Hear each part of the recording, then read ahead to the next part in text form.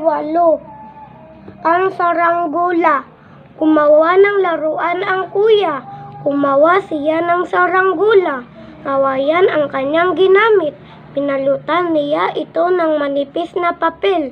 Tinalian niya ito ng pisi. Una, sino ang gumawa ng laruan? Letter A, tatay. Letter B, kuya. Letter C, tiyo. Ang sagot ay letter B, kuya. Pangalawa, anong laruan ang kanyang ginawa? Letter A, salakot. Letter B, salambao. Letter C, saranggola. Ang sagot ay letter C, saranggola. Pangatlo, ano ang kanyang ginamit? Letter A, tingting. Letter B, bakal. Letter C, kawayan. Ang sagot ay letter C, kawayan.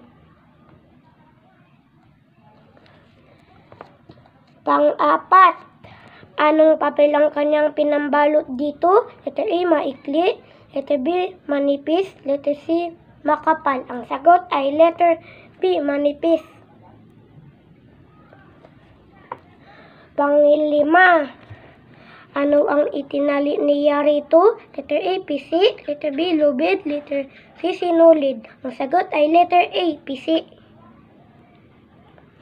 Talasalitaan, saranggola, pinalutan, kawayan, tinalian.